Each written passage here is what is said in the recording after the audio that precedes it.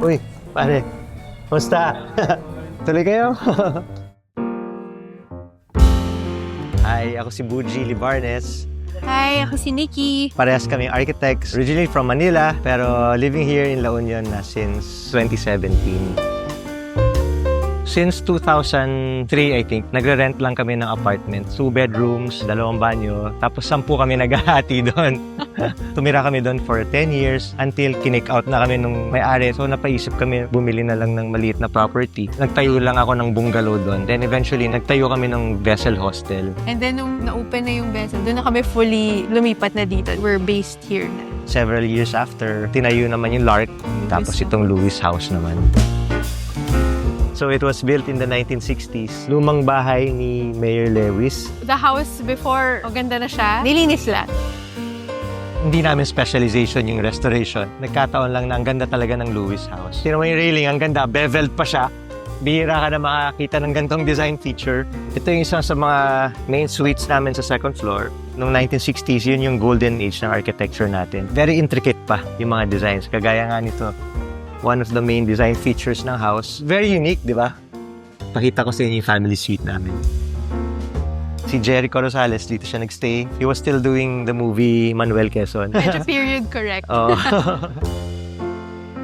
Lighting makes or breaks your space. It creates the mood. And nothing beats natural sunlight that filters into the room.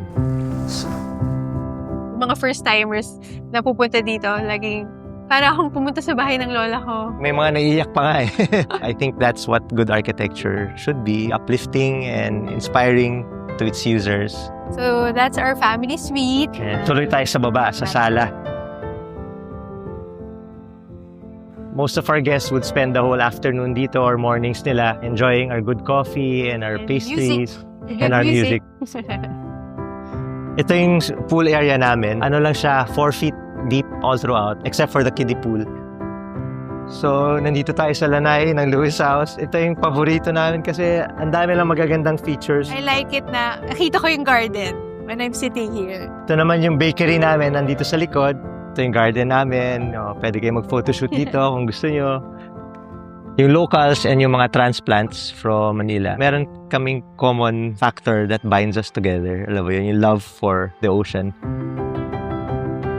Kaya lahat ng ginagawa namin is geared towards enhancing yung beauty and charm of San Juan. We decided to move here and, start a family here. So, gusto rin namin, eventually, yung mga kids namin, paglaki nila, maganda pa rin yung La Union.